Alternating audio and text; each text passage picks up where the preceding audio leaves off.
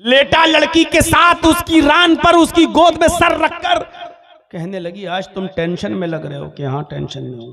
क्यों, क्या हुआ? अरे ऐसा सा ख्याल है। चलो यार आओ। दोनों ने कपड़े उतार लिए, बरहना हो गए। अचानक सोचता है कि अगर आज मैं इस लड़की के साथ मिल लिया, जिना कर लिया, कहीं कर अल्लाह के रसूल फिर ये सवाल कर बैठे, बता तूने कल किसी लड़की के साथ जिना तो नहीं किया?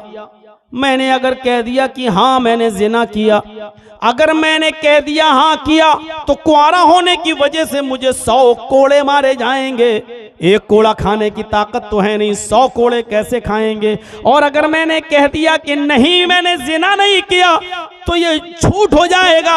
और मैंने अल्लाह की कसम खाकर वादा किया कि मैं झूठ नहीं बोलूंगा। उसने लड़की को भी धक्का दिया, हट मैं तेरे साथ भी नहीं मिलूंगा। अगर मिलता हूं तो 100 कोड़े, और नहीं झूठ बोलता हूं तो मैं झूठा, और झूठ छोड़ने का मैंने वादा कर लिया है, नहीं मिलूंगा। आगे बढ़ता है, चोरी करता और चोरी करने में कामयाब।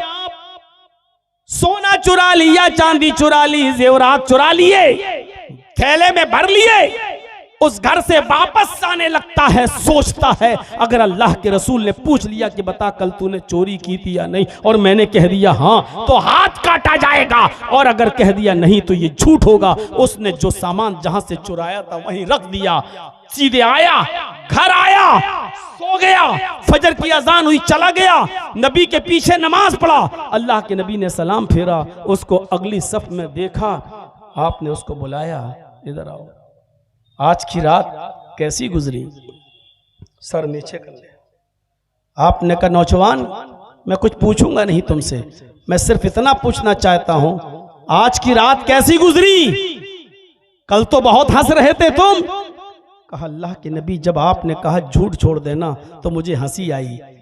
आपकी अकल पर कोई बहुत बड़ा काम थोड़ी छुड़वा रहे हैं आप हमसे, झूठ छोड़ने के लिए कह रहे हैं, लेकिन मुझे नहीं मालूम था कि झूठ ही तमाम बुराइयों की जड़ है। आपने झूठ छुड़वाया, इस झूठ ने मेरी सारी बुराइयां छुड़वा दी।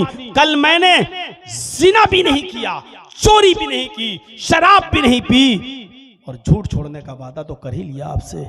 आपने कहा मैं जानता हूं अल किज़्बु रासुज़्ज़ुनूब, झूठ ही तमाम बुराइयों की जड़। ईमानदारी के साथ बताइए कैसी हिकमत है? नेकियों की तरफ बुलाने में भी हिकमत। नमाज की तरफ बुलाना, नमाज पढ़ने लगे तब कहना रोजा, रोजा भी रखने लगे तब कहना ज़कात, ज़कात भी देने लगे तब कहना हज। एक एक करके नेकियों की तरफ भी हिकमत और बुराइयों से रोकने में भी हिकमत। आज हमारे पास क्या हिकमत है?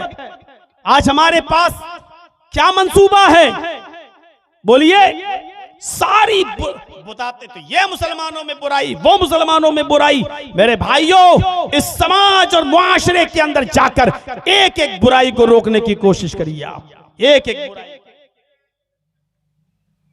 हम तसव्वुर करें कि हम कहाँ हैं, हम तसव्वुर करें कि हमारी हैसियत क्या है, हम तसव्वुर करें। मेरे भाइयों अंदाजा लगाइए हमारी हैसियत क्या है। आज हिकमत से काम लेने की जरूरत है, दूरंदेशी से काम लेने की जरूरत है। उदउ इला सबील रब्बिका बिल हिकमति वल मौइज़तिल हसना वजादिलहुम बिल्लती हिय अहसन। जब किसी से बहस करो तो अच्छे अंदाज से बहस करो। तू तड़ाक करके बहस नहीं होनी चाहिए, तू तड़ाक करके बहस नहीं होनी चाहिए। किसी से भी बहस हो तो अच्छे अंदाज से बहस हो, उसमें गर्मा गर्मी नहीं होनी चाहिए।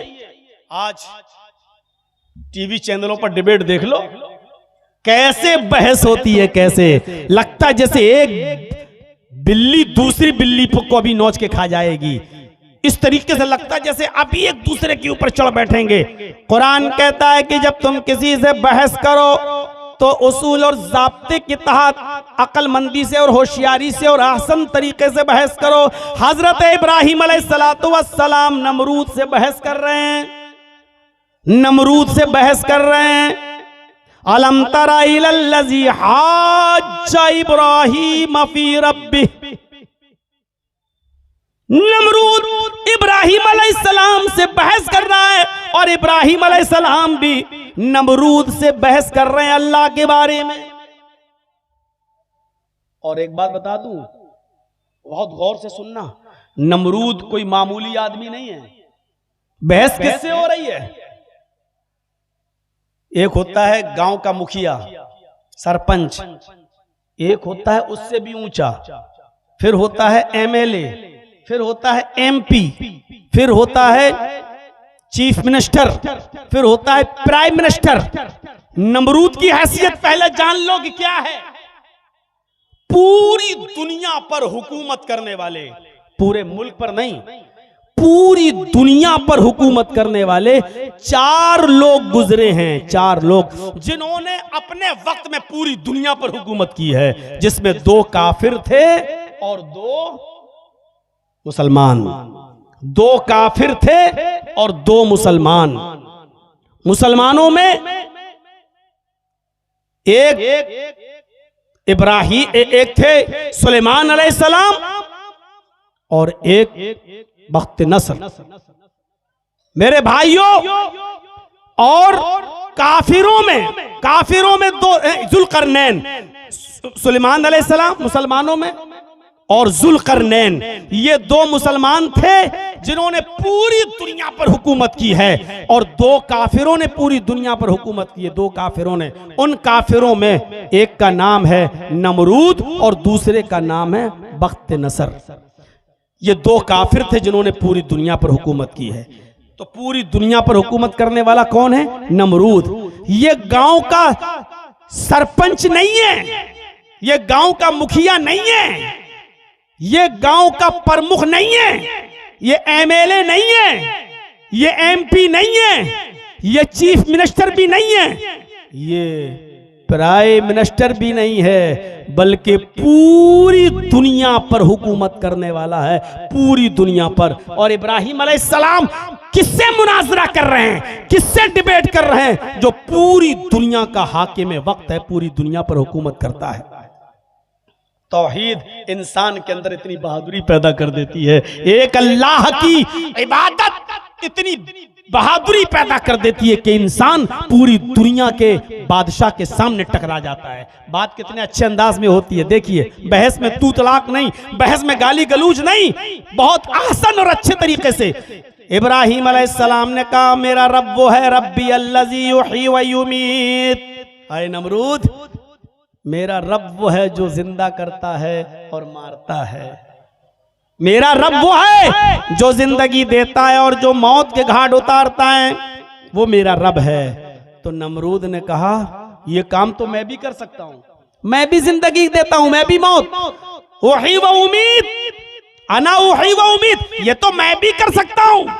एक आदमी जेल में बंद था जिसको फांसी और मौत की सजा थी, उसको जेल से निकाला, कहा देखो इसको कल कत्ल होना था, इसकी गर्दन उड़ाई जाना थी, इसको सजा थी, मैंने माफ कर दिया, जाओ इसको छोड़ दिया। देखो मैंने भी एक को जिंदगी दे दी।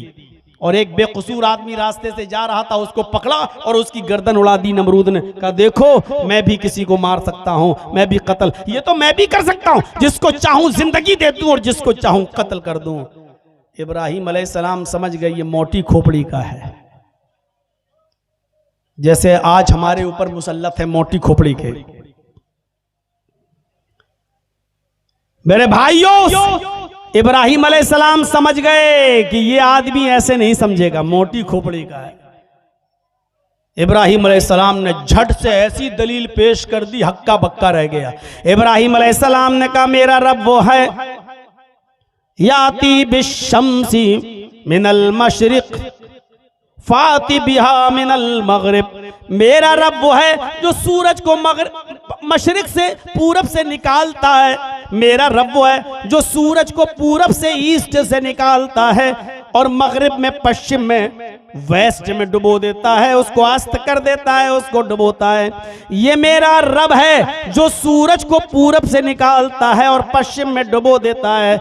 अगर तू अपने आप को रब कहता है, तू अपने आप को खुदा कहता है, तो मगरिब से निकाल, पश्चिम से निकाल कर पूरब में डुबो के दिखा। बुहितल्लज़ी कफर। समझ गया कि इब्राहिम अलैहिस्सलाम ने ऐसी चीज करने को कहा है जो मेरे बाप दादा भी नहीं कर पाएंगे। छठी का दूध याद आ जाएगा।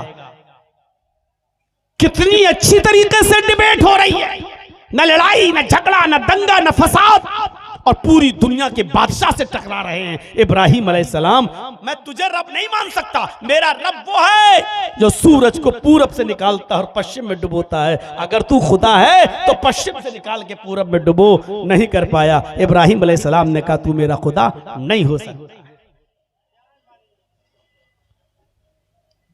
दावत दो तो हिकमत से। इब्राहिम अलैहिस्सलाम ने भी तो हिकमत से दावत दी।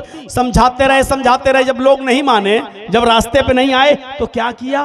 बुत खाने में घुस गए। आप मत घुस जाइएगा, हिंदुस्तान में रह रहे हो। इब्राहिम अलैहिस्सलाम बुत खाने में घुस गए, सारे बुतों को तोड़ दिया और जो सबसे बड़ा बुत था उसको छोड़ दिया। देखिए अक्लमंदी, दानाई देखिए, होशियारी देखिए। जो सबसे बड़ा बुत था उसको छोड़ दिया और जिस कुल्हाड़ी से सारे बुतों को काटा था, तोड़ा था, वही कुल्हाड़ी बड़े वाले बुत के गले में टांग दी और चले आए। अब ये लोग सब मेले से वापस आए तो देखा किसी की गर्दन कटी है, किसी का हाथ कटा पड़ा है, किसी का पेट फटा पड़ा है, कोई औंधे मुंह डला है, कोई ऐसे। ये मेरे माबूदों के साथ, मेरे खुदाओं के साथ ये हालत किसने की? किसी एक ने कहा कि इब्राहिम के अलावा कौन हो सकता, वही हमारे माबूदों को बुरा भला कहता। कब बुला के लाओ। जब बुलवाया, इब्राहिम अलैहिस्सलाम से कहा कि ये मेरे इन बुतों की, इन माबूदों की हालत किसने की? इब्राहिम अलैहिस्सलाम सारे बुतों को देखकर कहते हैं, ओह, ये तो बहुत बुरी दुर्गत बनाई है इनकी। किसने बनाई? लोगों ने कहा, अरे मैं तुमसे पूछ रहा हूं कि किसने बनाई, ये हालत कैसे हुई? इब्राहिम अलैहिस्सलाम अक्लमंदी देखिए, दानिशमंद, हिकमत, ऐसे देखते हुए, अरे कुल्हाड़ी इसके गले में लटकी है, पूछ रहे हो तुम मुझसे? इसके गले में कुल्हाड़ी लटकी, इसी ने मारा होगा इन सबको, हमसे क्या पूछ रहे हो? जो बुलवाना था वो देखिए अंदाज। हाय इब्राहिम, तुम अच्छी तरीके से जानते हो ये बड़ा बुत उतर भी नहीं सकता, कुल्हाड़ी पकड़ भी नहीं सकता, चल भी नहीं सकता, यहां आ भी नहीं सकता, कुल्हाड़ी चला भी नहीं सकता, मार भी नहीं सकता, ये कुछ नहीं कर सकता। फिर ये कैसे कत्ल करेगा, कैसे मारेगा? यही कहलवाना था इब्राहिम अलैहिस्सलाम को।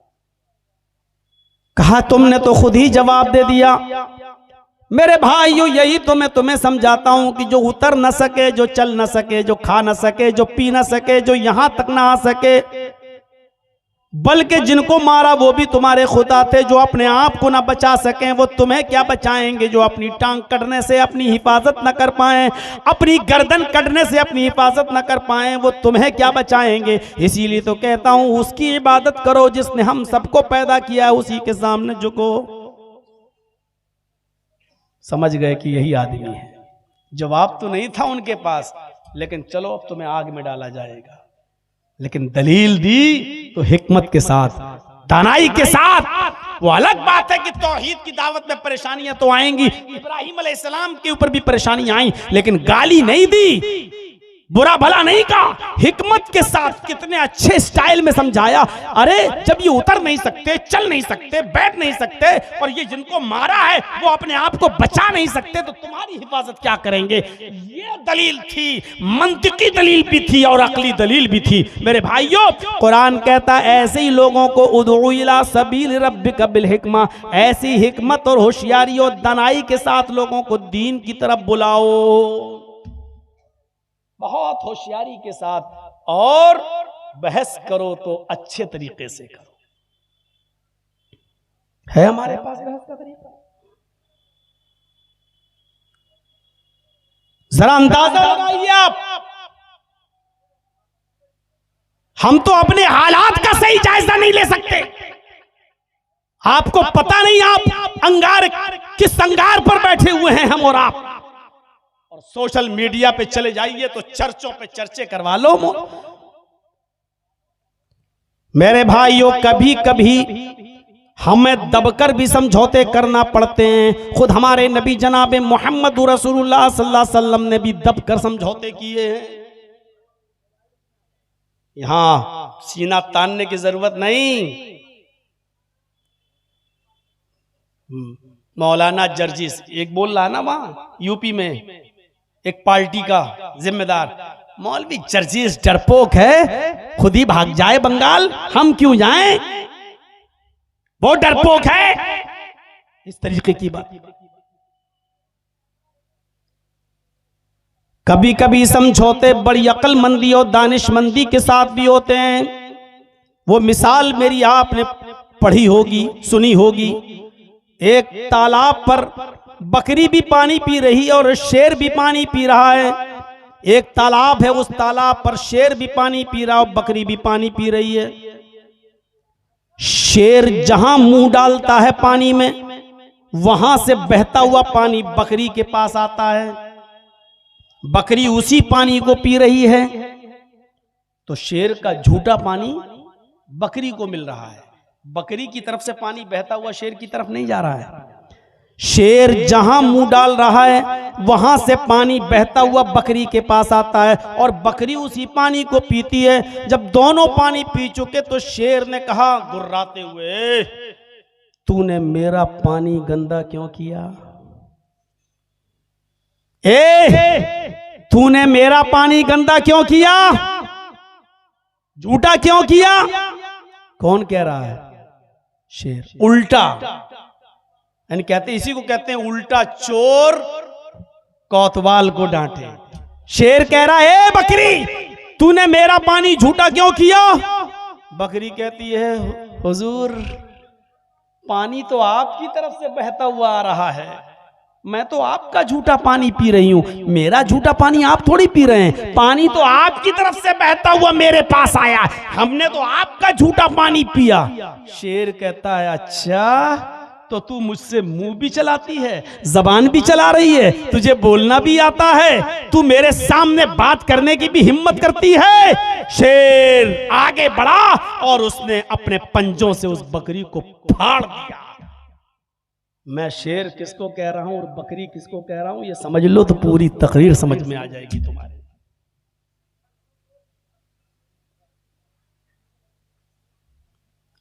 आप जुमे की नमाज भी मस्जिद के बाहर 5 मिनट की नमाज आप नहीं पढ़ सकते हो, नहीं पढ़ सकते हो। मस्जिद के अंदर ही नमाज पढ़ो, मस्जिद के बाहर नहीं। लेकिन तुम्हारे लंगर रोड पे चलेंगे खुलकर, तुम्हारे कांवड़िए सरेआम घूम के चलेंगे सड़कों पर, जाम लगाते हुए, उसके ऊपर हेलीकॉप्टर से फूलों की बारिश भी होगी। जहां चाहेंगे वहां रुक जाएंगे और डेरा डालेंगे।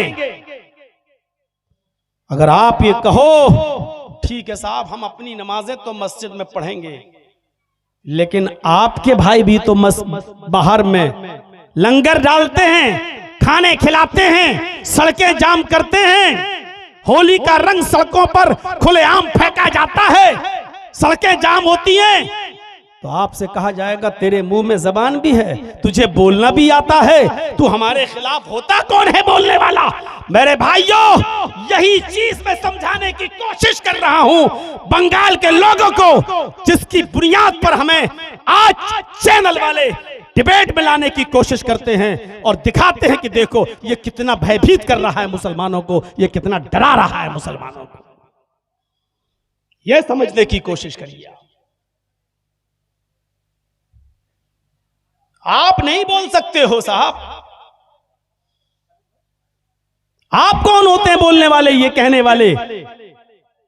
आप हमारे इलाके में आ जाइए, मंगल का दिन पूरा का पूरा हॉर्न, गाड़ियां सब जाम हो जाते हैं हॉर्न देते देते, क्योंकि वहां लंगर चलता है, खाने पीने का दौर चलता है। और गुरुद्वारे में चले जाइए चांदनी चौक पर मेरे भाइयों, हर संडे को हमारे सिख भाइयों का लंगर चलता है, पूरा रास्ता जाम हो जाता है। लेकिन आपने अगर 5 मिनट की नमाज पढ़ ली तो सारी आफतें और सारी मुसीबतें आप पैदा कर रहे हैं, रास्ते आप जाम कर रहे हैं। अगर आपने ये कह दिया कि आपके अंदर भी ऐसा हो रहा है, ये लोग ऐसा कर रहे हैं, तो तेरे अंदर जबान भी है, तू बोलता भी है, तेरे मुंह में जबान भी है।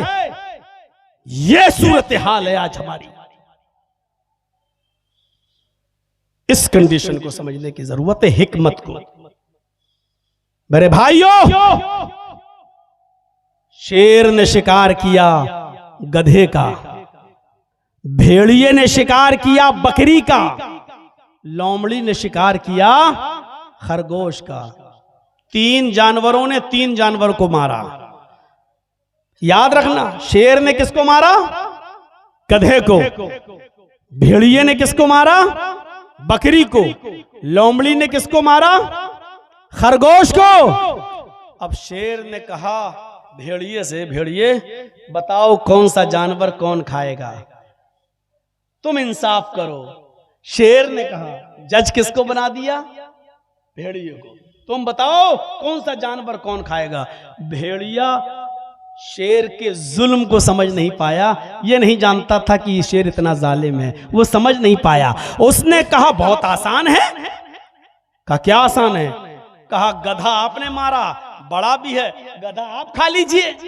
बकरी मैंने मारी, मेरे हिसाब की ठीक है, बकरी मैं खा लेता हूं। और लोमड़ी ने खरगोश मारा, ये लोमड़ी खरगोश खा लेती है। तीनों ने 3 जानवर मारे, अपना अपना जानवर सब खा लें, आप गधा खा लो, मैं बकरी और लोमड़ी खरगोश। शेर ने कहा इधर थप्पड़ मारा, इतना बेकार फैसला, और पकड़ा और उसको उठा के फाड़ दिया, कत्ल कर दिया, नोच डाला उसको। अब ये भी मर गया। कमीना, फैसला करना आता नहीं, फैसला करने चले गए। लोमड़ी से कहा ए कमीना, ये फैसला ही करना नहीं जानता, पता नहीं कहां से सीख के आया था। तुम बताओ कौन सा जानवर कौन खाएगा, तुम फैसला करो। लोमड़ी ने तो भेड़िए का हाल देख लिया। लोमड़ी कहती वाकई बड़ा पागल था, कमीने को फैसला करना ही नहीं आता था। अच्छा तो तुम्हारा फैसला क्या है? अरे मेरा फैसला क्या है हुजूर, आप जंगल के राजा हैं, सुबह उठिए गधा खाइए, दोपहर में आप बकरी खा लीजिए, शाम को मुंह का जायका बदलने के लिए खरगोश खा लीजिए, और अब तो भेड़िया भी हाजिर है साहब, सोते वक्त भेड़िया भी खा लीजिए। ये चारों जानवर आप नहीं खाएंगे तो कौन खाएगा? आप जंगल के राजा हैं, ये चारों जानवर आपके हैं। दिन में सुबह उठिए तो गधा खा लीजिए, दोपहर में बकरी खा लीजिए, शाम को खरगोश खा लीजिए, और रात में भेड़िया खा लीजिए, ये चारों जानवर आपके हैं। शेर ने मुस्कुराते हुए कहा, इधर आओ, शाबाश, ये है फैसला। इतना अच्छा फैसला तुमने किससे सीखा? लोमड़ी ने कहा हुजूर भेड़िए से सीखा है। लोमड़ी ने कहा हुजूर भेड़िए से सीखा है। शेर ने कहा तुम समझदार हो। समझदार थी, जान बचा ली। यही समझदारी की जरूरत है, यही समझदारी की जरूरत है। मैं जानता हूं बहुत से लोगों के कलेजे मुरझा रहे होंगे कि मौलवी जर्जीस तो हमारा पत्ता गोल करने आ रहा है। मैं किसी का चमचागिरी करने नहीं आया, न किसी को मैं करने आया हूं, न किसी का वो। आपका मामला आप जानो। मेरे प्यारे साथियों, ये बैठे, ये हमारे साथ आया अमीन, ये पूछिए पूर्णिया का है, बड़े शौक से गए थे साहब, क्या क्या सोचकर कहां। जब इनकी दुकानों पर बुलडोजर चले तब इनको छठी का दूध याद आ गया। कोई नहीं आया जो चीख चीख कर कह रहे थे हम तुम्हारे साथ, हम तुम्हारी लड़ाई। आज सबसे पहले वही भागे। कोई एक भी मिन्नत और जमानत करने के लिए नहीं आया, कोई झूठी तसल्ली देने के लिए नहीं आया। मकसद निकल गया दूर। मेरे भाइयों, इस वक्त लोमड़ी की तरह अक्लमंदी से काम लो। कुरान चीख चीख के कह रहा है उदउ इला सबील रब्बिका बिल हिकमति वल मौइज़तिल हसना।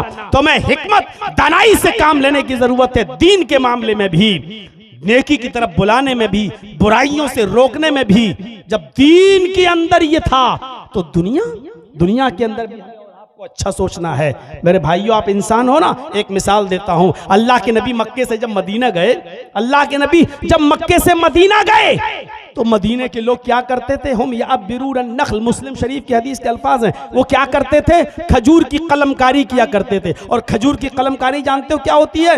वो क्या कहते थे? ये नर खजूर का गाबा है, ये मादा खजूर का गाबा है, ये नर है, ये मादा है, और दोनों को ऐसे जमीन में बोते थे। और ये बिलीफ था, ये यकीदा था कि ऐसे ज्यादा खजूर पैदा होंगी, ऐसे ज्यादा खजूरें पैदा होंगी। तो वो खजूर में क्या बनाते थे? ये नर खजूर का गाबा, ये मादा खजूर का गाबा, ये मेल, ये फीमेल, और ऐसे बोते थे। तो अल्लाह के नबी जब मदीने में गए तो अल्लाह के रसूल ने कहा, माज़ा तस्नऊन, ये तुम क्या करते हो? ये नर, ये मादा। अल्लाह के रसूल, ऐसे खजूरें ज्यादा पैदा हो जाती हैं, नर मादा बना देता हूं तो खजूरें ज्यादा पैदा हो जाती हैं। अल्लाह के नबी ने फरमाया, लौ लम तफअलू लकाना खैरन, अगर तुम ऐसा न करते तो अच्छा होता, अगर ऐसा न करते तो अच्छा होता। उन्होंने छोड़ दिया, नहीं करेंगे, ठीक है। फतरकूहु, छोड़ दिया। फनकसत, खजूर कम पैदा हुए। जब उन लोगों ने ऐसा नहीं किया तो खजूर कम पैदा हुए।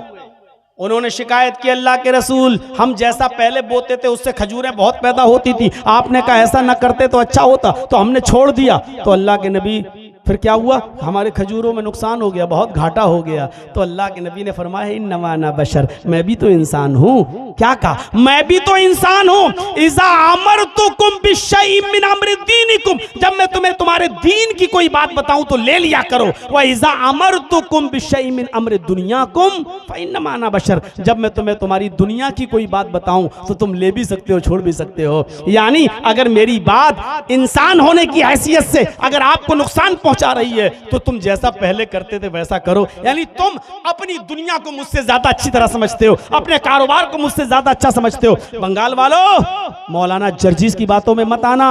तुम अपना मामला हमसे अच्छा समझते हो, तुम अपने इलाके के हालात हमसे अच्छा समझते हो, तुम अपने यहाँ के मिजाज को हमसे अच्छा समझते हो। तुम अपने मिजाज से काम करना। मौलवी जर्जीस की बातों में क्यों आए हो? मौलवी जर्जीस अब तो यूपी नहीं संभाल पा रहा, तुम्हारा क्या सवालेगा?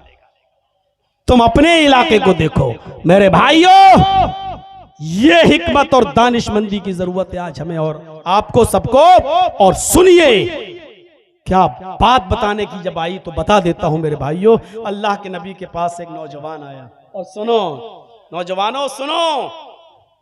एक नौजवान आया और कहता, अल्लाह के रसूल, मस्जिद में, अरे अल्लाह के रसूल, क्या मुझे जिना की इजाजत दीजिए। पूछो उलमा से, भाई हकीकी की रिवायत है, इजाजत किसकी मांग रहा है? जिना करने की। दुनिया में सबसे बुरा काम शिर्क के बाद क्या है? जिना। किसी की मां, बहन, बेटी के साथ गलत ताल्लुकात, नाजायज ताल्लुकात कायम करना। वो किस चीज की परमिशन मांग रहा है? दुनिया के सबसे गंदे काम की। और किससे मांग रहा है? दुनिया के सबसे बेहतर और अच्छे इंसान से, मुहम्मदुर रसूलुल्लाह से। नौजवानों, ये वाकया जरूर सुन लीजिएगा। अल्लाह के नबी से कहता है, अल्लाह के रसूल, मुझे जिना की इजाजत दीजिए। जिना के लिए मेरे पास इंतजाम है, यानी मेरी कोई दोस्त है, मेरी गर्लफ्रेंड है, मुझे बस परमिशन दीजिए। अब सहाबा किराम उसको ऐसे कोहनी मार के कह रहे हैं, चुप चुप चुप, क्या क्या बोल रहा तू? अल्लाह के नबी ने कहा, नहीं साथियों, इधर आओ। मस्जिद में जिना की इजाजत, दुनिया की सबसे मुबारक हस्ती के सामने दुनिया के सबसे गंदे काम की। अभी कोई मौलाना जर्जी से कहे कि जर्जी साहब, हमारे यहाँ अड्डे हैं, बने हुए हैं 500,000 रुपए में, क्या इजाजत है? तो हम क्या कहेंगे? भाग कभी ने, आज के बाद बात मत करना, इतने गंदे काम की इजाजत ना, भाग, तेरे घर में माँ बहन नहीं है। ये समझाने का अंदाज है आज हम लोग। अल्लाह के नबी के सामने वो कह रहा, साहबा भी कह रहे हैं, क्या मांग, चुप। अल्लाह के नबी कहते, नहीं, इधर आओ, उदनु मिन्नी, मेरे करीब हो जाओ। बुलाया, क्या कह रहे हो? खुल के कहो, क्या कहते हो?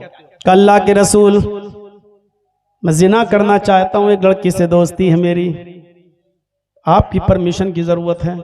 आपने कहा ठीक है, मैं दे दूंगा परमिशन, लेकिन सुनो, जो काम तुम उस लड़की के साथ करना चाहते हो, अगर मैं तुमसे ये कहूं ये काम तुम अपनी माँ के साथ करो तो करोगे? क्या अंदाज था समझाने का।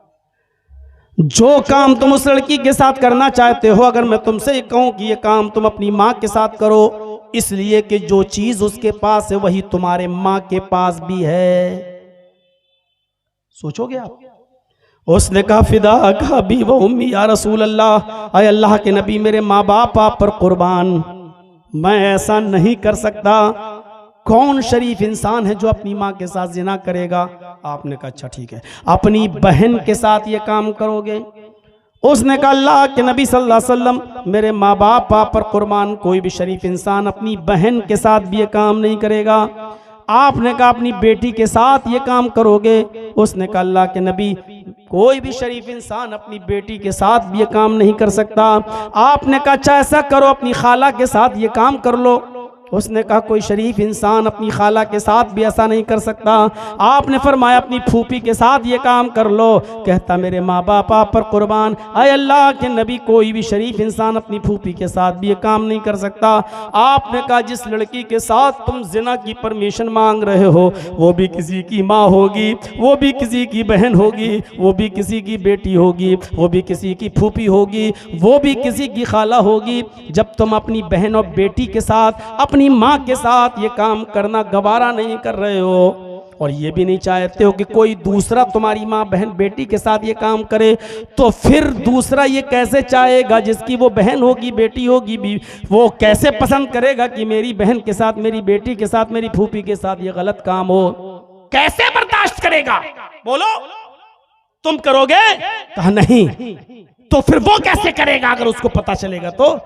कहने लगा अल्लाह के नबी आपने जैसे समझाया मुझे अच्छी तरीके से इल्म हो गया, मेरे सर पे हाथ फेरिए और मेरे लिए दुआ करिए। अल्लाह के नबी ने उसके सर पे हाथ फेरते हुए फरमाया आय अल्लाह इस नौजवान की नज़रों की हिफाजत फरमा।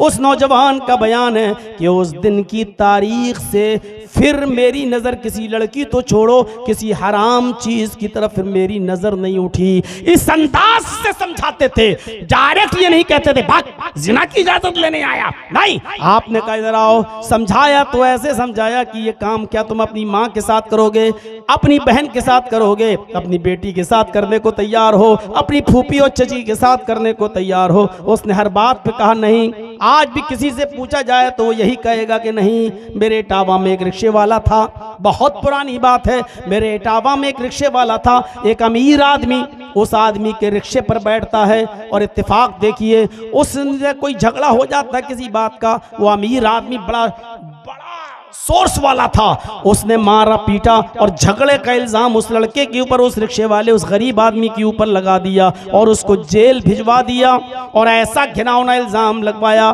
जिस पर उसको 4 साल की सजा होती है। उसके बाप नहीं थे, उस लड़के की माँ नहीं थी, सिर्फ एक बहन थी। वो बहन भी 17-18 साल की हो चुकी थी।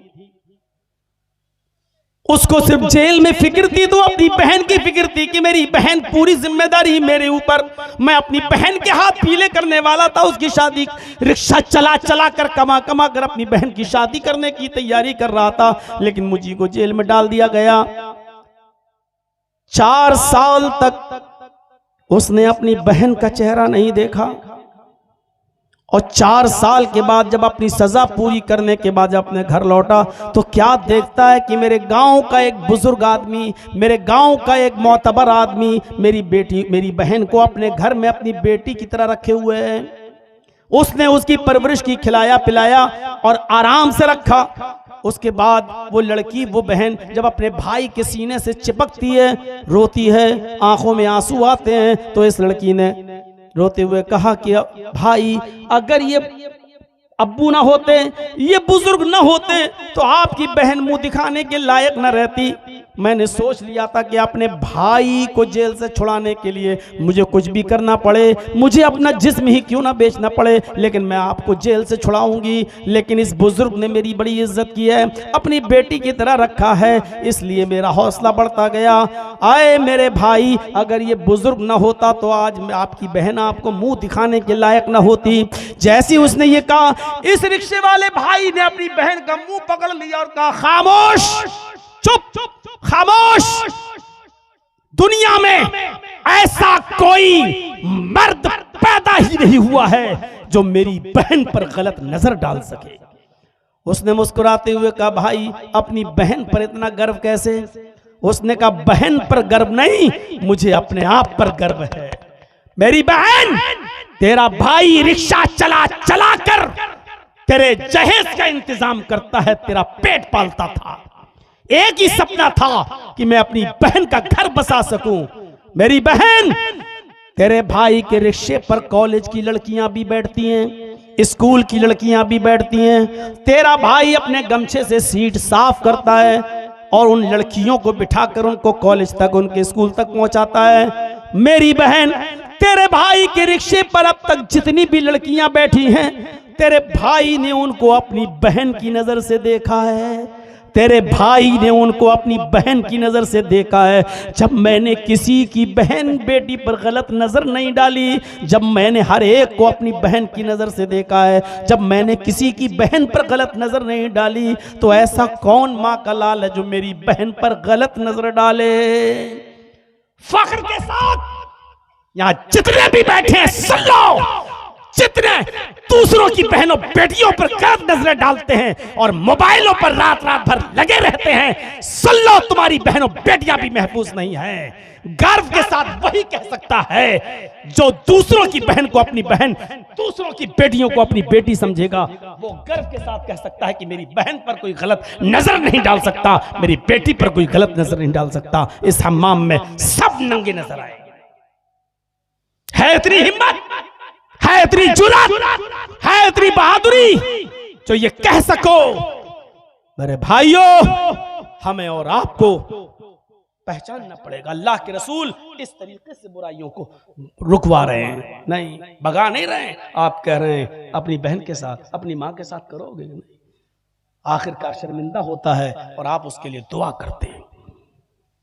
अपने आप को बुराइयों से बचाओ, इस हद तक बचाओ कि अल्लाह के नबी रमजान के महीने में एतिकाफ में बैठे हुए हैं। एतिकाफ में, एतिकाफ समझते हैं ना, एतिकाफ में बैठे हुए हैं। दो बीवियां अल्लाह के रसूल सल्लल्लाहु अलैहि वसल्लम से मुलाकात करने के लिए आती हैं। दो बीवियां, नबी की दो बीवियां मुलाकात करने आती हैं। अगर कोई मर्द मस्जिद में एतिकाफ में बैठा है तो उसकी बेटी मिलने आ सकती, उसकी बीवी भी उससे मिलने आ सकती है, कोई बुराई नहीं है। अल्लाह के नबी एतिकाफ में बैठे हैं, आपकी दो बीवियां आपसे मिलने आई, थोड़ी देर रुकी, घर की बात हुई और चलने लगी। आप अपनी दोनों बीवियों को मस्जिद के दरवाजे तक छोड़ने आए। उन दोनों बीवियों ने सर छिपा रखा था, उन्होंने अपने हाथों में सॉक्स, हाथों में ग्लव्स और पैरों में सॉक्स पहन रखे थे। अल्लाह के नबी जब अपनी बीवियों को मस्जिद के दरवाजे पर छोड़ने आए तो दो अंसारी नौजवानों को आते हुए देखा। आपने उन दोनों अंसारियों को बुलाया, आए अंसारी नौजवानों इधर आओ। वो दोनों नौजवान अंसारी जब अल्लाह के नबी के करीब आते हैं तो आप कितनी शानदार अंदाज में कहते हैं, आए नौजवानों, आए अंसारियों, ये दोनों मेरी बीवियां हैं, ये दोनों मेरी बीवियां हैं, शक मत करना। अल्लाह के नबी आप कैसी बात कर रहे हैं, आपके ऊपर कौन शक कर सकता है? आपने कहा नहीं, यहाँ से गुजरने के बाद शैतान जो खून की रगों में दौड़ता है वो हमारे दिलों में ये वसवसा डाल सकता है। पता नहीं मोहम्मद किन औरतों से बात कर रहा था। देखो ये दोनों मेरी बीवियां हैं, कोई पराई नहीं है। इस तरीके से गुनाहों से बचा करते थे कि आपको शक है कि ये दोनों जाने के बाद कहीं मेरे बारे में गलत बातें न फैलाएं। आप बुला कर कहते थे ये दोनों मेरी बीवियां हैं, कोई और नहीं। शरीयत तो ये कहती है कि साली भी अपनी बहनोई की मोटरसाइकिल पर नहीं बैठ सकती, और शरीयत तो ये कहती है कि कोई भाभी भी अपनी देवर के साथ ससुराल से घर नहीं आ सकती, मैके से घर नहीं आ सकती ससुराल, और न ससुराल से अपने मैके जा सकती है। देवर होता कौन है? यहां तो भाई खुद हुक्म देता है छोटे भाई को कि भाभी को ले आओ, भाभी को छोड़ाओ। यहाँ बीवी खुद कहती है कि लो छोटी बहन को घर छोड़ाओ, छोटी बहन को स्कूल छोड़ाओ। ये जुल्म है, ये ज्यादती है, ये जुल्म है, ये ज्यादती है। शरीयत का मिजाज तो यह है कि कोई साली भी अपने जीजा के साथ सफर नहीं कर सकती है। मियाँ और बीवी खाना खा रहे हैं, जर्जीस अपनी बीवी के साथ बैठकर खाना खा रहा है, बीवी की मौजूदगी में बीवी की बहनों मेरी साली अगर घर में आ जाए तो बीवी के साथ, बीवी की मौजूदगी में भी वो मेरे साथ खाना नहीं खा सकती है। शरीयत बीवी की मौजूदगी में भी साली को अपने जीजा के साथ बीवी की मौजूदगी में भी खाने की इजाजत नहीं देती। और जब इजाजत साथ में नहीं देती, शौहर के साथ भी नहीं देती, तो अकेले तुम्हें बाइक पर बैठकर खगड़ा मेला जाने की इजाजत देगी शरीयत। ये खगड़ा का नाम मैंने क्यों लिया, बहुत सोच समझ के लिया है मेरे भाइयों। इसकी इजाजत देगी ये शरीयत।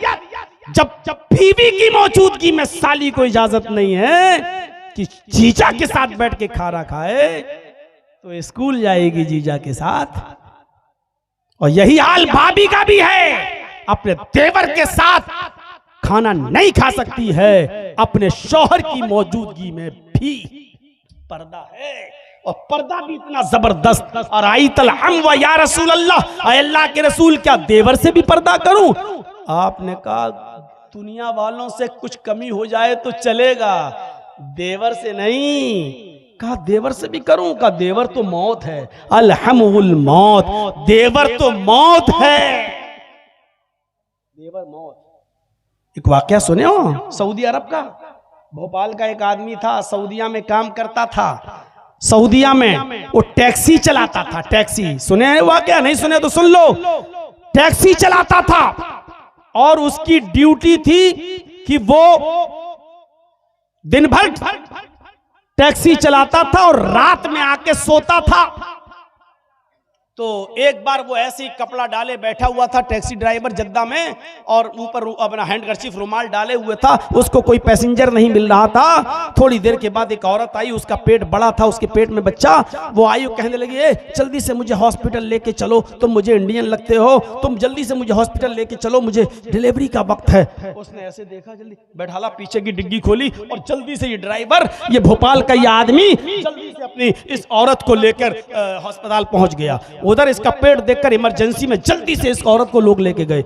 इसने कहा कमबख्त अंदर चली गई, मेरा पैसा भी नहीं देके गई, कितना बना। उससे कहा बैठो बैठो, अभी बैठो, चेकअप हो जा। इसने सोचा पता नहीं कितनी देर लगेगी, क्या लगेगी। अच्छा, इससे पूछा तुम उस औरत को लेके आए हो जो अभी अंदर गई? कहा जी। अपना मोबाइल नंबर लिखो इस पर।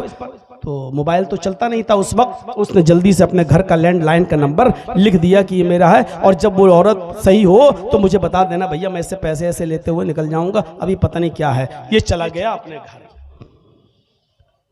रात में अपने घर सोया, सुबह फजर में उठा, घंटी बज गई, फोन की, हेलो जी, कल आप उस औरत को लेके आए थे? जी जी जी जी, हॉस्पिटल में छोड़ा था, अब वही बोल रहे हैं? जी। अरे यार, कहां अपनी बीवी को तुम छोड़ के चले गए हो? हैं? बताओ, बेचारी रात भर परेशान रही, जल्दी आओ, जल्दी आओ, तुम्हें याद कर रही है, लड़का हुआ है तुम्हें।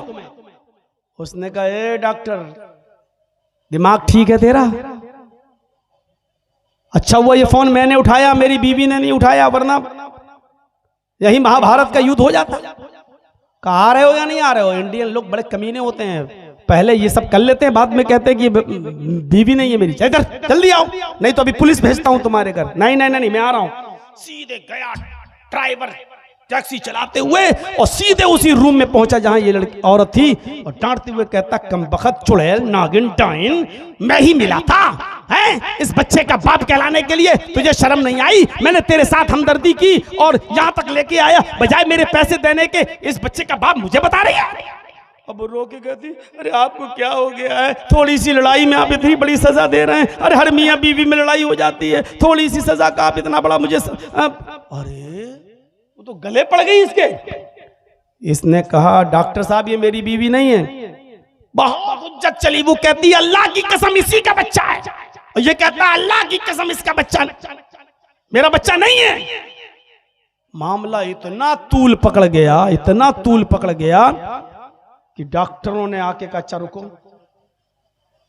अभी डीएनए टेस्ट करता हूं तुम्हारा इस बच्चे के खून से। और जैसे ही बच्चे का ब्लड और इसका ब्लड लिया तो औरत कहती है कि डॉक्टर साहब, मशीनें कभी कभी गलत रिपोर्ट भी दे देती हैं। अभी आदमी कहता, चुप, गलत रिपोर्ट दे देती हैं मशीनें, गलत रिपोर्ट देती हैं, तू गलत है। डॉक्टर ने कहा कोई बात नहीं, 2 दिन में पता चल जाएगा, जाओ 2 दिन के बाद आना।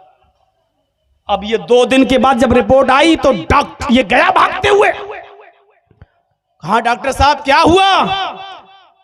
डॉक्टर साहब ने उसी औरत के सामने इसकी रिपोर्ट पेश करते हुए कहा ये झूठी है, तुम बिल्कुल सही हो, डीएनए टेस्ट से ये साबित हो गया है कि ये बच्चा तुम्हारा नहीं है, ये झूठी है, मक्कार है ये औरत। अब औरत कहती डॉक्टर साहब मैंने कहा था ना कि मशीनें कभी कभी गलत रिपोर्ट दे देती है, ये डॉक्टर साहब ये बिल्कुल गलत है, मैं फिर कसम खा के कहती हूँ ये इसी का बच्चा है। अब ये कहता चुप चुप चुप, तेरी पोल सामने खुल गई है, तू नालायक औरत है, पता नहीं किसका पाप अपने पेट में पालती हो मेरे ऊपर। अब गरीबान पकड़ लेती है डॉक्टर साहब इसी का बच्चा है। डॉक्टर साहब सर पकड़ के कहते छोड़ इसको। अरे मेरी बहन मैं कैसे बताऊं तुझे, इसकी रिपोर्ट में आया ये बच्चा है ही नहीं इसका, कहा नहीं इसी का बच्चा है। कहा डॉक्टर साहब ने बहन इसकी रिपोर्ट बताती है ये बाप बन ही नहीं सकता, और तुम कह रही हो कि ये बच्चा इसका है, ये तो बाप बन ही नहीं सकता, इसकी रिपोर्ट में साफ आया है कि ये बाप बनने के लायक ही नहीं है। अब इसका दिमाग चकराया, क्या क्या कह रहे हो, मैं बाप नहीं बन सकता? डॉक्टर साहब मेरे 6 बच्चे हैं। डॉक्टर साहब मेरे पूरी जिंदगी में ऐसा केस नहीं आया है, तुम्हारे 6 बच्चे हैं, रिपोर्ट बता रही तुम बाप नहीं बन सकते हो। अब वो औरत कह रही है मैंने कहा था ना रिपोर्ट गलत हो जाती है, कभी कभी मशीनें गलत रिपोर्ट देती हैं। ये आदमी कहता चुप चुप चुप, ये तो सही है कि ये बच्चा मेरा नहीं है, लेकिन ये रिपोर्ट गलत है कि मैं बाप नहीं बन सकता। डॉक्टर ने कहा पकड़ो फाइल, घर जाओ और देखो तुम्हारे खेत पर कौन किसान हल जोत रहा है। अब यहां से अब वो आया ड्राइवर, जैसे उसने रखा गाड़ी में फाइल, चलाते हुए कहता है अगर ये रिपोर्ट सही है तो ये बताइए ये हल जोत कौन रहा है मेरे घर में। सीधे घर में घुसा और 10 लाठी 10 डंडे 10 जूते अपनी बीवी को। कह रही क्या हुआ अचानक तुम्हें? कहा ये बता कि ये बच्चे किसके हैं। कहा आप कैसी बात करते, तुम्हें शर्म नहीं आती अपने बच्चों को? फिर मारा। मेरी रिपोर्ट ये बता रही है कि मैं बाप नहीं बन सकता, ये बता ये बच्चे किसके, नहीं तो उसी वक्त तक मारता रहूं। जब वो तबीयत से पिट चुकी तब कहती है सुनिए मैं बता रही हूं ये आपके बच्चे नहीं है। कहा ये तो मैं जानता ही हूं ये मेरे बच्चे नहीं है, ये बता कि बाप है कौन। कहा कि आपका भाई। कहा क्यों? कहा आप दिन में टैक्सी चलाते हैं, रात में सोते हैं, वो रात में टैक्सी चलाता है, दिन में यही रहता है। ओ तो कहा कि आप बाप बन ही नहीं पा रहे थे, मुझे खुशियां चाहिए थी, तो इसलिए मैंने एक बार मिला एक बार मिली, तो फिर उसके बाद में ताल्लुकात बढ़ गए। 6 बच्चे उसके। उसने कहा यहां अगर तुम्हारी रिपोर्ट करूंगा तो बहुत सख्त सजा मिलेगी, जब बच्चे भी ये मेरे नहीं है इसी के हैं, तो अब चलो इंडिया में मैं तुम्हें तलाक देता हूं, अब तुम इसी के साथ तुम इससे शादी करना, इसके साथ रहना, यही तुम्हारी सजा है। बच्चे किसके? छोटे भाई के। इस हदीस की रोशनी में अब बताओ कैसा लग रहा है। अरअयतल हमवा, देवर के बारे में आपका क्या ख्याल है? अल्लाह के नबी ने फरमाया अलहमुल मौत, देवर तो मौत है, ये मौत ही तो हुआ। 6 बच्चे पैदा हो गए पता ही नहीं, अंदाजा लगा रहे हैं। इसलिए मेरे भाइयों पर्दा जरूरी है, और अपनी बीवियों, लेडीज आई हैं क्या? नहीं है ना? ठीक है, अल्लाह शुक्र है, वरना कहती है मौलवी हम ही को मिला था बोलने वाला। अपनी बीवियों पे नजर रखो, अपनी बेटियों पे नजर रखो। अल्लाह तबारक व तआला ने कहा कि दीन की दावत भी अगर किसी को दो तो उसमें होशियारी होनी चाहिए, हिकमत होनी चाहिए, दानाई होनी चाहिए, अक्लमंदी होनी चाहिए। अब समझ रहे हैं आप? यानी किसी को दीन की दावत भी जब देंगे तो उसमें भी बहुत ही अक्लमंदी के साथ, फितना ना हो, फसाद ना हो, लड़ाई ना हो, झगड़ा ना हो, गाली गलूज ना हो, और वो बातें फायदेमंद हो तो बयान किया जाए। कोई शख्स आपकी बातें लाख उसके सामने आप रखें लेकिन वो मानने वाला नहीं, तो आप उसके सामने बात करके क्या करेंगे? अल्लाह रब्बुल आलमीन ने ऐसे लोगों के बारे में कहा, इन्नल्लज़ीना कफरू सवाउन अलैहिम अअंज़रतहुम अम लम तुनज़िरहुम ला युमिनून। ऐ मोहम्मद सल्लल्लाहु अलैहि वसल्लम, आप इन्हें समझाएं या ना समझाएं, आप जिनको समझा रहे हैं आप उनको समझाएं या ना समझाएं, इन काफिरों को।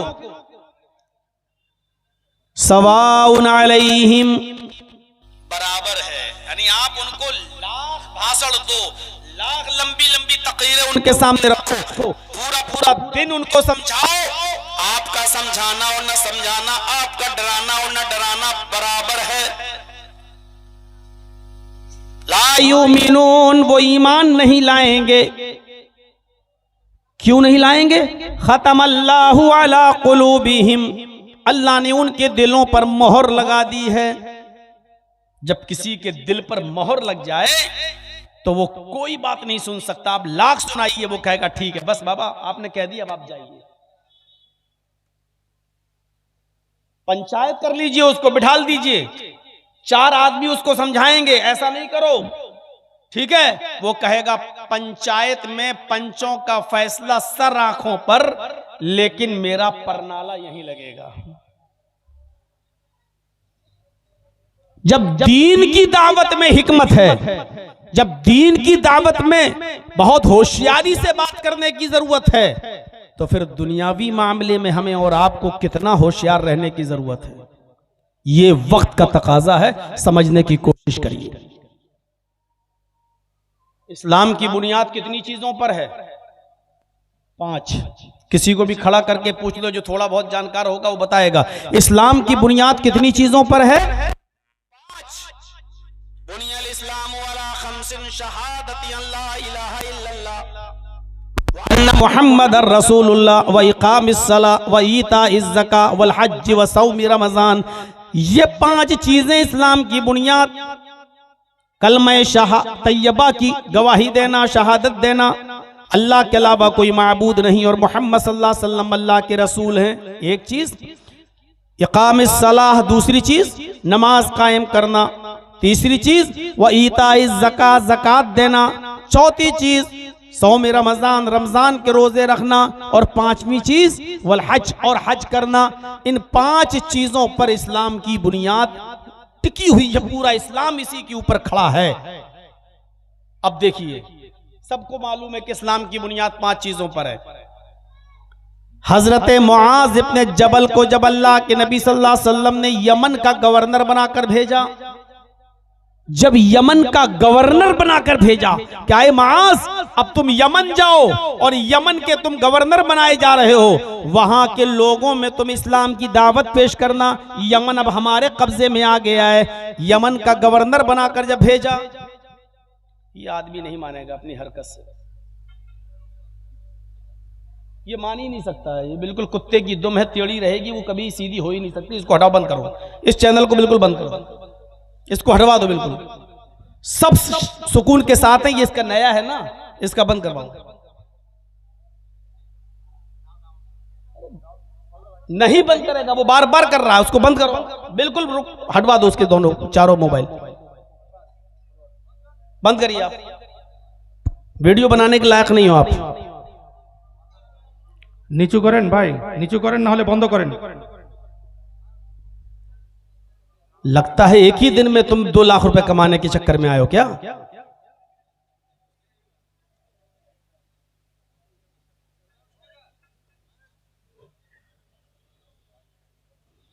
तो जब यमन का गवर्नर बनाकर भेजा और यमन पर जब फतह हो गई, तो अल्लाह के नबी ने कहा, आए मुआज, यमन के लोगों को तुम इस्लाम की दावत देना, तो सबसे पहले उनको कलमे की दावत देना।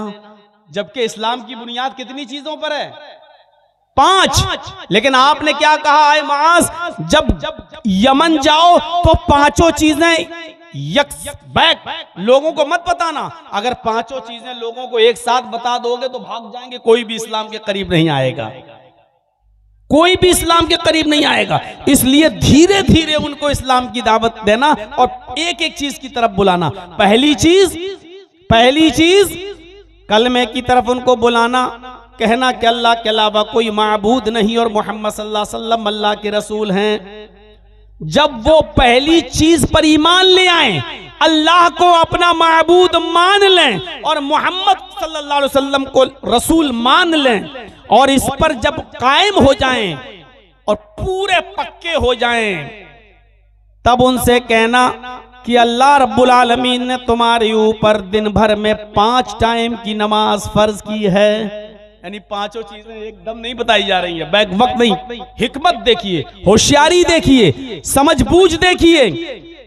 अल्लाह के रसूल सल्लल्लाहु अलैहि वसल्लम ये भी कह सकते थे, माज 5 चीजें उनको बता दो, जिसको मानना होगा मानेगा, जिसको नहीं मानना होगा नहीं मानेगा। लेकिन नहीं, 5 चीजें एकदम बैक वक्त नहीं बताई जा रही हैं। पहले कलमे की दावत देना, जब कलमे पर अमल करने लगे तब उनसे कहना कि तुम्हारी ऊपर नमाज भी फर्ज की गई है। जब वो 5 वक्त की नमाज के पाबंद हो जाएं और नमाज किसी भी कीमत पर न छोड़ें, जब वो 5 वक्त नमाज पढ़ने लगें, तब उनसे कहना कि अल्लाह रब्बुल आलमीन ने तुम्हारे ऊपर ज़कात भी फर्ज की है, व ईताइज़ ज़कात। तब उनसे कहना कि तुम्हारे ऊपर ज़कात भी फर्ज है। 40 रुपए में 1 रुपया, 100 रुपए में 2.5 रुपया, 1000 में 25 रुपया, 1 लाख में 2500 रुपया। तुम्हारे ऊपर ज़कात भी फर्ज है अगर तुम साहिबे इस्तिताअत हो तो। पहले कलमे की तरफ, जब कलमे पर अमल हो जाए तो नमाज की तरफ, और जब नमाज भी पढ़ने लगे तो ज़कात की तरफ, और जब ज़कात भी देने लगे और पक्के हो जाएं, तब उनसे कहना कि अल्लाह रब्बुल आलमीन ने तुम्हारे ऊपर रमजान के रोजे भी फर्ज किए हैं। 1 महीने में 30 दिन, 29-30 जो भी होता चांद के हिसाब से। और जब वो रोजे भी रखने लगे और रोजे के भी पाबंद हो जाएं, तब उनसे कहना कि तुम्हारे ऊपर पूरी जिंदगी में 1 मर्तबा हज भी फर्ज किया गया है। उलमा बैठे हैं, बुखारी की रिवायत है, पूछिए अल्लाह के रसूल ने क्या कहा। आए मुआज, इस्लाम की बुनियाद है तो 5 चीजों पर, लेकिन 5 चीजें तुम बैक वक्त उनके सामने मत रख देना। अगर 5 चीजें तुम उनको बता दोगे तो कोई इस्लाम कबूल नहीं करेगा, सब भाग जाएंगे। कलमा भी पढ़ो, अल्लाह के अलावा किसी के सामने झुको भी नहीं, नबी को रसूल को अपना नबी भी मानो, मोहम्मदुर रसूलुल्लाह को, और नमाज भी पढ़ें, ज़कात भी दें, और हज भी करें, और रोजे भी रखें। इतना मुश्किल काम हमसे नहीं होगा। वो दूर भाग जाएंगे, इस्लाम के करीब नहीं आएंगे। आज हमारे उलमा हजरात गौर करें, क्या आज दावत इसी तरीके से देते हैं लोगों को? कितनी पाबंदियां उनके ऊपर लाद देते हैं, कितनी पाबंदियां उनके ऊपर लाद देते हैं। ये भी नहीं करो, ये भी नहीं करो, ये भी नहीं करो, ये भी हराम, ये भी हराम, ये भी हराम। अब बेचारा कहता है कि इस हिंदुस्तान में रहना है भैया, अगर ये नहीं करेंगे तो हम जाएंगे कहां? अरे एक एक करके बताओ ना। जब एक चीज छोड़ दे तब दूसरी चीज छुड़वाओ ना, जब दूसरी चीज छोड़ दे तब तीसरी चीज छुड़वाओ ना। तुम बैक वक्त सारी चीजें उनके सामने बयान कर दोगे, वो कहेगा हे मुल्ला तू अपनी मुल्लागिरी अपने पास रख, हम ठीक हैं बस। नबी अकरम से सीखो। बुराई तो बुराई होती है, बुराई तो बुराई होती है, लेकिन बुराई को रोकने का अंदाज भी देखिए अल्लाह के नबी सल्लल्लाहु अलैहि वसल्लम का। आपने क्या फरमाया? मन रआ मिनकुम मुनकरन फलयुगय्यिरु बियदिही। जिस बुराई को तुम अपनी आंखों से देखो, अगर ताकत है उसको अपने हाथों से दूर करने की तो अपने हाथों से उसको रोक दो। अपने हाथ से अगर उस बुराई को रोक सकते हो तो हाथ से रोक दो, खत्म कर दो। लेकिन अगर हाथ से रोकने में झगड़ा हो सकता हो, झगड़ा हो सकता हो, लड़ाई हो सकती हो, दंगा हो सकता हो, किताल हो सकता हो, मारपीट हो सकती हो, तो अल्लाह के रसूल ने कहा कि फिर उस बुराई को अपने हाथ से मत रोको। जबकि बुराई को हाथ से रोकना ही है, हाथ बुराई को खत्म करना है। मसलन ये कैमरे वाला है हमारे सामने उठक पटक कर रहा है, अपने हाथ से रोकने की ताकत है मुझे, लेकिन डर लगता है कि अगर हाथ से रोकेंगे तो ये सब चैनल वाले इकट्ठे ना हो जाएं, ये कहीं मारपीट पे आमादा ना हो जाएं, कोई इसके फेवर के 8-10 आदमी फिर मारपीट पे तैयार ना हो जाएं। तो अगर फितने का डर हो, फसाद का डर हो, लड़ाई और झगड़े का डर हो, 500 आदमियों की बारात आ रही है, वो बारात आप लोग कहते हो, हम लोग तो डाकू कहते हैं, ये चोर आ रहे हैं, लुटेरे डाकू, अपने हाथ से रोक लोगे? जर्जीत साहब चले बारात को रोकने, नहीं, लड़की वाले के यहां नहीं जाइए, शरीयत में लड़की वाले के यहां खाना जायज नहीं है, शरीयत में लड़की वाले को खिलाने की इजाजत नहीं दी, अल्लाह के नबी ने लड़की वाले को कुछ भी नहीं कहा कि तुम ये खिलाओ, लड़की के बाप के ऊपर खिलाना पिलाने की कोई जिम्मेदारी है ही नहीं। अब मैं बारात को रोकूं?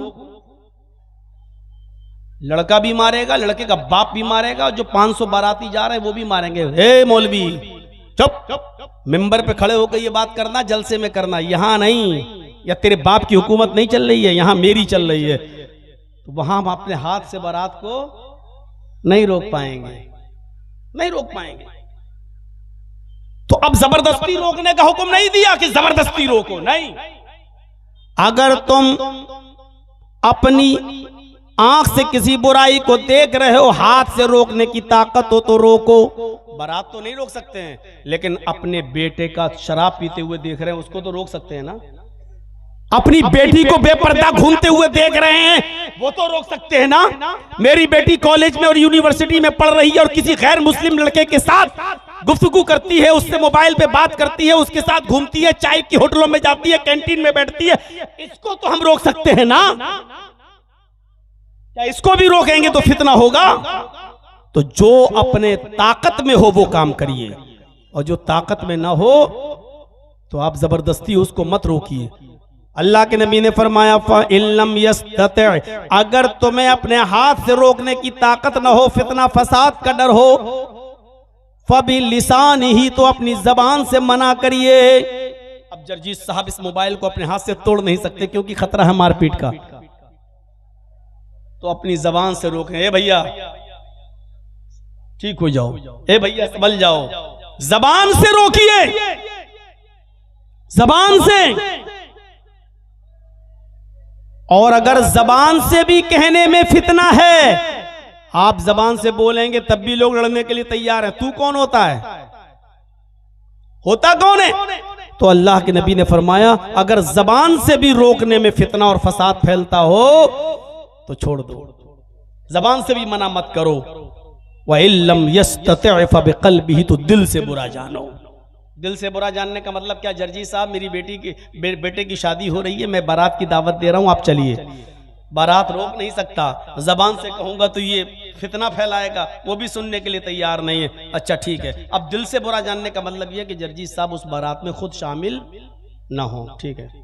ना हम जबान से रोकेंगे, ना हम हाथ से रोकेंगे, हम खुद नहीं जाएंगे, हम तो परहेजगार। ये है दिल से बुरा जानना, यानी बुराई को भी जबरदस्ती रोकने का हुक्म नहीं दिया। अगर फितना और फसाद फैलने का डर है, शरीयत ये कहती है बुराई को रोको, लेकिन ताकत हो तो। हजरत उमर खलीफा थे ना, एक शख्स को देखा, हंसेंगे आप, एक शख्स को देखा कि वो ये पैजामा जो था उनका, लुंगी टखने से नीचे था, ये यहां से, और किसी मुसलमान के लिए हलाल नहीं है कि वो टखने से नीचे कपड़ा पहने। टखना समझते हैं ना, ये इससे नीचे कपड़ा पहनना हराम है। मुसलमान क्या करता है, नमाज पढ़ने जाता तब ऊपर कर लेता है, बस ऐसे, और जैसी नमाज पढ़ के निकला फिर नीचे कर लिया।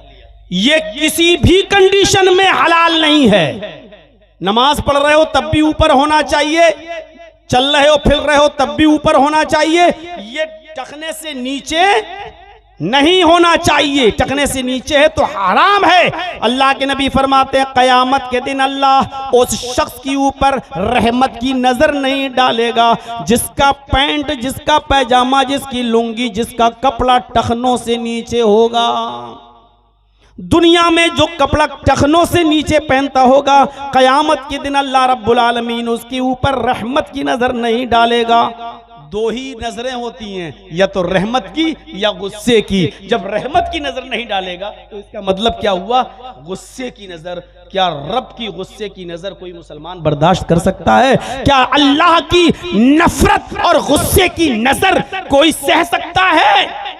हजरत उमर फारूक ने एक आदमी को देखा कि वो टखने से नीचे पैजामा पहने हुए है, टखने से नीचे यहां। तो हजरत उमर ने उसको देखते ही कहा, ताल। उसने पीछे मुड़ के देखा, अमीरुल मोमिनीन मैं? आपने कहा हाँ, इधर आओ। जब वो करीब आया तो आपने उससे कहा, अहाइस अंता। तर्जमा सुनिए, बहुत हंसी आएगी। आपने कहा, अहाइस अंता, क्या तुझे पीरियड आ रहा है क्या? आप हमसे कह सकते हो, मौलाना जर्जी साहब ये क्या बेहुदा बातें कर रहे हो। हजरत उमर ने उससे कहा, अहाइस अंता, क्या तुझे पीरियड आ रहा है? महीना आ रहा है जो औरतों को आता है, लेडीज को आता है। तो उसने दाएं बाएं देखा घूम के कि अमीरुल मोमिनीन किससे कह रहे हैं? कहा कि तुझसे। हंसते हुए कहता, मुझसे? हल यहीजुर रजुल, क्या मर्द को भी पीरियड आता है? हजरत उमर से क्या कहता है, हल यहीजुर रजुल, क्या मर्द को भी पीरियड आता है? तो हजरत उमर ने कहा, क्या मर्द भी टखने से नीचे कपड़ा पहनता है?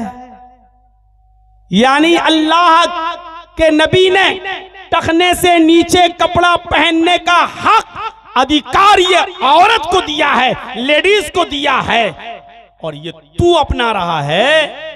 अगर औरतों वाला काम कपड़ा पहनने में कर सकता है तो औरतों वाला काम पीरियड भी है, वो भी हो सकता है तुझे। उसने कहा नहीं नहीं नहीं, ठीक है, मैं घर जाके छोटा कर लूंगा, अमीरुल मोमिनीन मुझे आप माफ कर दो। हजरत उमर ने कहा नहीं, अब तो मैंने अपनी आंख से देख लिया है और मेरे अंदर अपने हाथ से दूर करने की ताकत है। छुरी मंगवाई और उसका पैजामा जितना ऊपर था नीचे उसको काट के यहाँ तक कर दिया, फाड़ दिया, उसको काट दिया। कहा अमीरुल मोमिनीन मैं घर पे कर लेता। कहा नहीं, मैंने अपनी आंख से देख लिया है, इसलिए अब मैं ही छोटा करूंगा इसको। अपने हाथ से दूर कर दिया। अपने हाथ से बुराई को रोको। ताकत ना हो तो अपने घर की तो रोको। आप अपनी बहनों, अपनी बेटियों, अपनी बीवियों को तो पर्दा करा सकते हो, दूसरे की बारात में आप रुकावट नहीं बन सकते हो। तो अपने बेटे की बारात तो शरीयत के मुताबिक ले जा सकते हो, अपनी बेटी का खाना तो शरीयत के मुताबिक कर सकते हो। ये जलसे किस लिए होते हैं? इस्लाह मुआशरे के लिए। मेरे भाइयों सुनिए, बहुत जरूरी है हिकमत, तानाई, होशियारी, जो दीन के अंदर भी होनी चाहिए और दुनियावी मामले के अंदर भी होनी चाहिए। आइए एक और वाक़या सुनाऊं आपको, और दिलचस्प वाक़या। आप सुनते जाएंगे, आपको एहसास होगा, आपको एहसास होगा। अल्लाह के नबी जनाब मोहम्मद रसूलुल्लाह सल्लल्लाहु अलैहि वसल्लम के पास एक नौजवान आता है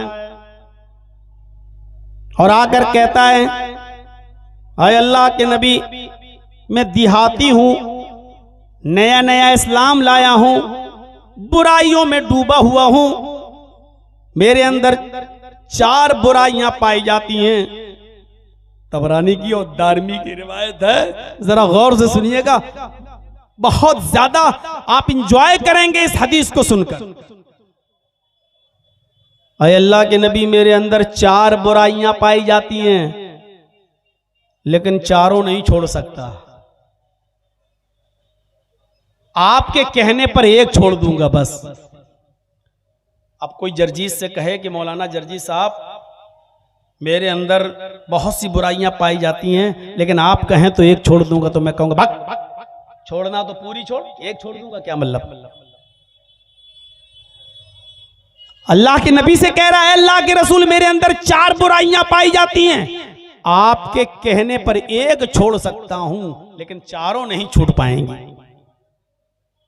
तो आपने कहा अच्छा ये बताओ कि बुराइयां क्या क्या हैं, बुराइयां क्या क्या हैं, तब हम बताएं कि कौन सी बुराई छोड़ दो।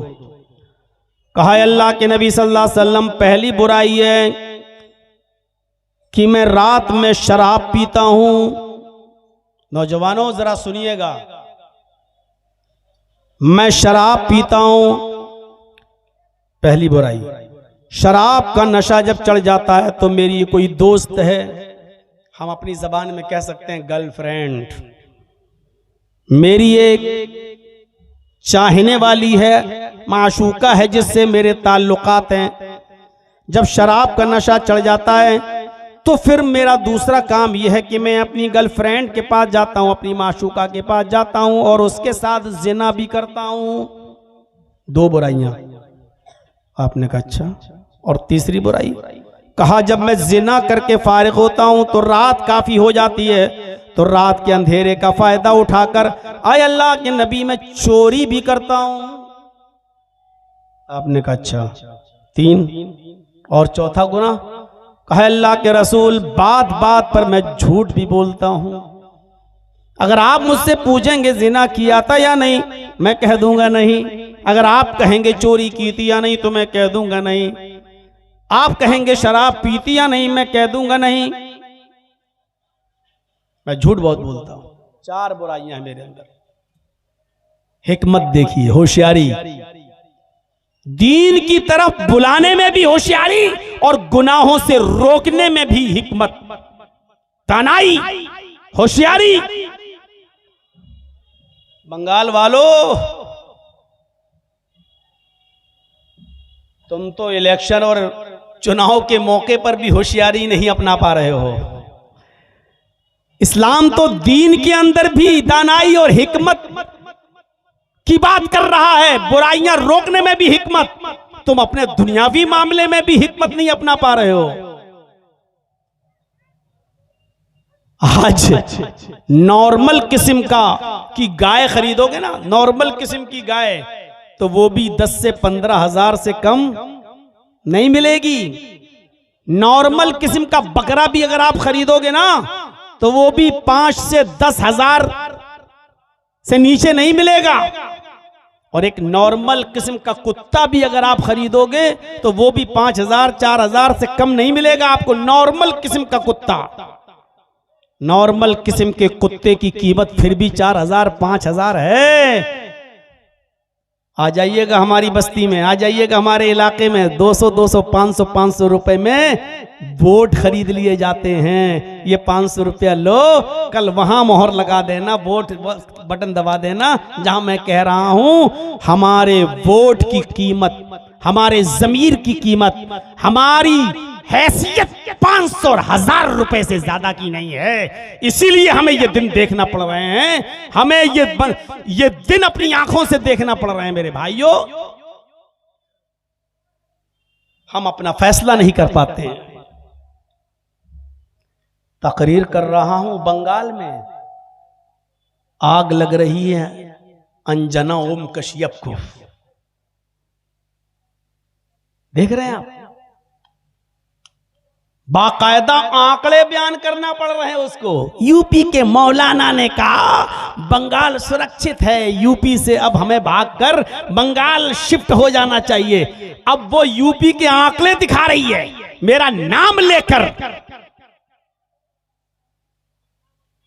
अंजना ओम कश्यप, मेरे मोबाइल में वीडियो में रिकॉर्ड है वो। एक मामूली मौलवी को कितना ऊंचा बना दिया उसने। पूरी दुनिया ने देखा उसका ये प्रचार। और इन चैनल वालों की मेहरबानियां हैं, वही चीज काट के पेश करते हैं जो लपक लेता है, आज तक लपक लेता है जी न्यूज। इन चैनल वालों को मैं हराम खोर सुअर सब बोल चुका हूं, लेकिन फिर भी अपनी हरकत से बाज नहीं आते। चंद रुपया कमाने के लिए किसी की इज्जत के साथ सौदा करते हैं ये बेगैरत। एक चैनल वाला तो हमारी 5 साल पुरानी तकरीर चला रहा है और उसमें कह रहा है ये ममता का दलाल है। अरे वो खुद बीजेपी की डाली हुई हड्डी खा खाकर पल रही है, बढ़ रही है, चल रही है, बीजेपी की दलाल है, और हमारे बारे में कहती है ममता का दलाल। मिल गया ना मसाला? अब इसी को काट छांट के कल पेश करोगे ना, तभी तुम्हारे व्यूज बढ़ेंगे ना। और मेरी नजर अब तुम्हारी ऊपर रहेगी, कसम खुदा की मैं केस करूंगा, रिपोर्ट करूंगा क्राइम ब्रांच में, और तुम्हारे चैनल को हम बंद करवाएंगे, अल्लाह की कसम, अगर ये चीज आई सामने। अब मैं अल्लाह की कसम खा के कह रहा हूं, बाद में हाथ पैर जोड़ोगे तो माफ नहीं करूंगा। मैं आज कह दे रहा हूं, जैसे अल्लाह के यहां शिर्क के अलावा हर गुनाह की माफी है, मेरे यहां पर भी इसकी कोई माफी नहीं।